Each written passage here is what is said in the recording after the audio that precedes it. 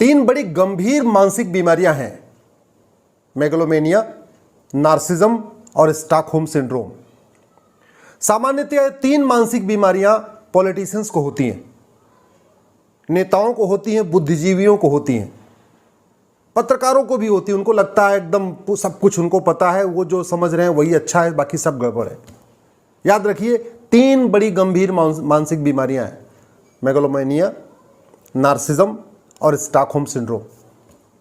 सामान्यतया ये political party के जो बड़े नेता उनको ये बीमारी रहती है, लेकिन ऐसे लग रहा है कि आजकल ये जजों को भी होना शुरू हो गया। मैं ये क्यों कह रहा हूं? मैं पिछले 6 महीने से मनीष कश्यप का केस ऑब्जर्व कर रहा हूं।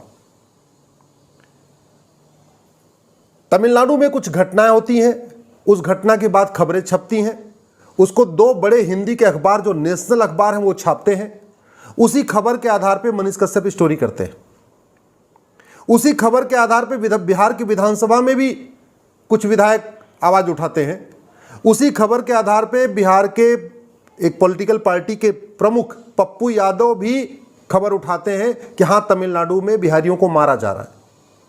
याद रखिए, तमिलनाडु में बिहारियों को मारा जा रहा है, विधानसभा में ये बात कही गई, विधानसभा के बाहर पप्पू यादव ने भी बोला, 2 प्रमुख अखबारों ने इस बात को छापा और इसी बात पे मनीष कश्यप ने एक वीडियो बनाया। उस वीडियो के बाद तमिलनाडु में मनीष कश्यप के खिलाफ एफआईआर हो जाती है, बिहार में भी एफआईआर हो जाती है और तमिलनाडु की सरकार तो एनएसए लगा देती है, नेशनल सिक्योरिटी एक्ट लगा देती है। एक ही अपराध है वीडियो बनाने का। उसी वीडियो के आधार पर तमिलनाडु में भी एफआईआर, बिहार में भी एफआईआर, कई एफआईआर हो गए। जब कई एफआईआर हो गए तो मनीष कश्यप भागे सुप्रीम कोर्ट। क्यों? क्योंकि जहां 2 राज्यों में अलग अलग एफआईआर हो रही हो एक ही घटना के लिए या एक ही अपराध के लिए या एक ही गलती के लिए, तो आदमी सुप्रीम कोर्ट भागेगा कि भैया देखो, हमारा अपराध एक ही है, जो हमारे ऊपर आरोप लगा वो एक ही है, बिहार में भी एफआईआर है, सुप्रीम कोर्ट और तमिलनाडु में भी है, तो आप सारी एफआईआर को मर्ज करके किसी एक जगह जांच कर दीजिए। सुप्रीम कोर्ट ने बोला नहीं, आप हाई कोर्ट जाओ। जबकि दूसरी तरफ मणिपुर में कुछ तथाकथित सेकुलर लिबरल पत्रकारों ने झूठी खबर फैलाई। मणिपुर की सरकार ने एफआईआर कर दिया और वो सीधे सुप्रीम कोर्ट आए। याद रखिए, एक ही राज्य में एफआईआर हुआ था, यहां मनीष कश्यप के खिलाफ 2 राज्यों में एफआईआर हुआ। मणिपुर में झूठी खबर फैलाने वालों के खिलाफ एक ही राज्य में एफआईआर हुआ, सरकार ने वहां के किया। सुप्रीम कोर्ट ने इंटरटेन किया, पिटीशन को इंटरटेन किया, सरकार को नोटिस जारी किया, बाकायदा उस पर फाइनल हियरिंग के लिए, सुनवाई के लिए तैयार है और कह रहे हैं कि हाँ, सुप्रीम कोर्ट में जज साहब ये भी कह रहे हैं कि कोई बात नहीं, पत्रकार है ना तो झूठी खबर तो छप जाती है, झूठी खबर छपने से क्या हो गया? क्या वो झूठी खबर छापने के बाद आग लग गई क्या? अरे मनीष कश्यप के, मान लीजिए मान लेते हैं कि मनीष कश्यप का वीडियो अगर झूठा है, तो मनीष कश्यप के वीडियो के बाद कौन सी आग लग गई थी? मणिपुर में 4 पत्रकार जाके झूठी खबर छाप रहे हैं, तब आप कह रहे हैं कि नहीं नहीं, ये तो पत्रकार है इसलिए इनसे झूठी खबर छप सकती है। पढ़ना न पढ़ना ये लोगों की मर्जी पे है। यही वाला पैमाना मनीष कश्यप पे क्यों नहीं लागू हुआ? मनीष कश्यप पे तो 2 राज्यों में एफआईआर है, उसको तो 2 हाई कोर्ट में जाना पड़ेगा, उसको बिहार की भी हाई कोर्ट में जाना पड़ेगा, उसको तमिलनाडु की हाई कोर्ट में भी जाना पड़ेगा। ऐसे ही कुछ दिन पहले, पिछले साल की बात है, उत्तर प्रदेश में एक रेप हुआ। उस पूरे रेप के केस में दलित बनाम सवर्ण का एंगल दे दिया गया। केरल के पत्रकार भागे भागे चले आए। सोचिए, घटना हो रही है उत्तर प्रदेश के बुलंदशहर में और केरल के पत्रकार भाग के आ रहे हैं, बुलंदशहर पहुंच रहे। उत्तर प्रदेश की सरकार ने पकड़ा, मामला कोर्ट में आया तो करें नहीं नहीं, ये तो फ्रीडम ऑफ एक्सप्रेशन पे हमला हो गया, फ्रीडम ऑफ स्पीच पे हमला हो गया। समझ में नहीं आ रहा है। मणिपुर में झूठी खबर फैलाने वालों को फ्रीडम ऑफ एक्सप्रेशन है, फ्रीडम ऑफ स्पीच है। उत्तर प्रदेश में झूठी खबर फैलाने वालों को फ्रीडम ऑफ एक्सप्रेशन है, फ्रीडम ऑफ स्पीच है। केवल इस देश में एक मनीष कश्यप ही बेचारा बचा हुआ है, जिसको न बोलने की आज़ादी, न सोचने की आज़ादी, न वीडियो बनाने की आज़ादी। और यही घटना अभी देखिए शुरू हो गया है। चाइना से पैसा लेने वाले चाइनीज पत्रकार देश के खिलाफ एजेंडा चला रहे थे, देश के खिलाफ वीडियो बना रहे, भरा पड़ा वीडियो, और कोई 1-2 करोड़ नहीं, लगभग 125 करोड़। इतना तो अभी जांच में आ चुका है, इतना तो जांच में आ चुका है कि न्यूज़ क्लिक ने इतना पैसा लिया है। अभी इनके रिश्तेदारों में कितना पैसा गया, ये जो चाइनीज पत्रकार है, इनकी पत्नी के नाम पे कितना पैसा गया, इनके बच्चों के नाम पे कितना पैसा गया, इनको घुमाने टहलाने में विदेश यात्रा पे कितना खर्च हुआ, इनके माता पिता के एनजीओ में कितना पैसा गया, बाकी तो अभी जांच का विषय हो, तो बाद में पता चलेगा। लेकिन नहीं, पूरी बिरादरी एक हो गई है। भैया ये तो पत्रकार, ये चाइना से पैसा ले लिया तो क्या हुआ, ये तो पत्रकारिता कर रहे। मतलब जो झूठ फैलाए वो पत्रकार, और जो झूठ को दिखाए उसके ऊपर रासूखा। मनीष कश्यप ने क्या किया था, टूटे हुए पुल को दिखाया ना, टूटी हुई सड़क को दिखाया ना, बिहार के बदहाली को दिखाया, फटेहाल सड़कों को दिखाया, बदहाल स्कूलों को दिखाया, बदहाल हॉस्पिटल को दिखाया, इसलिए वो जेल में रहेगा। और ये झूठी खबर फैलाने वाले लुटियन के लोग ये आराम से बाहर घूमते रहेंगे। अब समय आ गया है कि भारत की पुलिस व्यवस्था और न्यायिक व्यवस्था में पूरी कंप्लीट ओवरहालिंग किया जाए।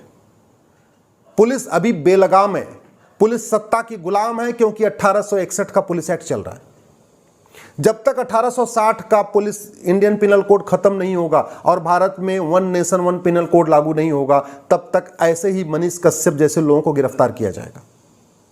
जब तक 1861 का पुलिस एक्ट खत्म नहीं होगा, एक मॉडर्न पुलिस एक्ट लागू नहीं होगा और one nation one police act लागू नहीं होगा, पुलिस चार्टर लागू नहीं होगा, पुलिस की जवाबदेही नहीं होगी कि आप अगर गलत एफआईआर करोगे तो आपके ऊपर कार्रवाई होगी।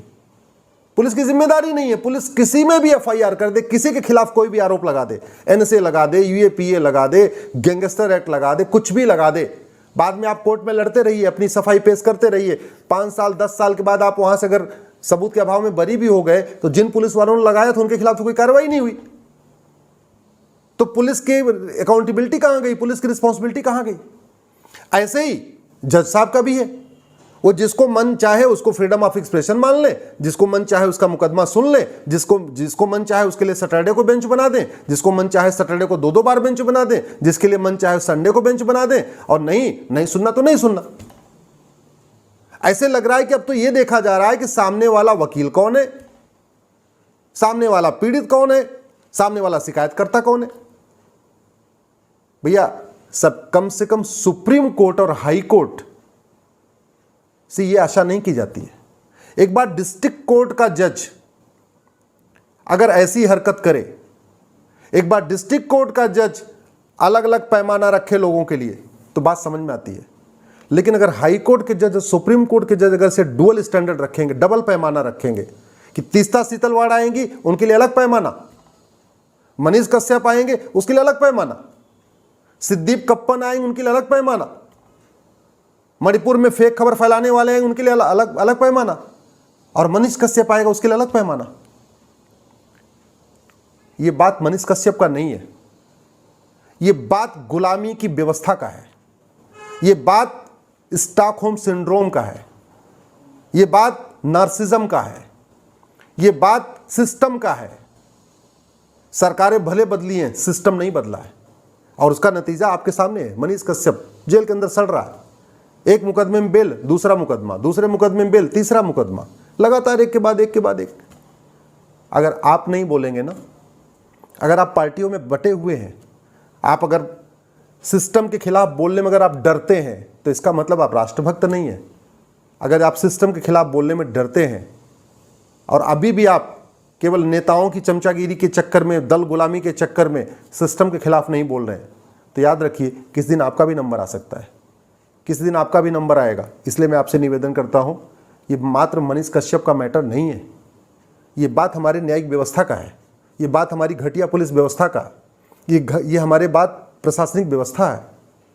जब तक ये गुलामी के कानून नहीं बदलेंगे, गुलामी का नियम नहीं बदलेगा, गुलामी की पुलिस व्यवस्था नहीं बदलेगी, गुलामी की जुडिशियल सिस्टम नहीं बदलेगा, गुलामी का एडमिनिस्ट्रेटिव सिस्टम नहीं बदलेगा, पुलिस चार्टर लागू नहीं होगा, जुडिशियल चार्टर लागू नहीं होगा, सिटीजन चार्टर नहीं लागू नहीं होगा, एडमिनिस्ट्रेटिव चार्टर लागू नहीं होगा, तब तक अगर कोई सच बोलेगा उसको जेल में ठूस दिया जाएगा, उसके खिलाफ एनएसए लगा दिया जाएगा। इसलिए मैं आपसे निवेदन करता हूँ, इस विषय पे कम से कम पार्टियों से ऊपर उठिए, नेताओं की चमचागिरी छोड़िए और आवाज़ उठाइए। जय हिंद।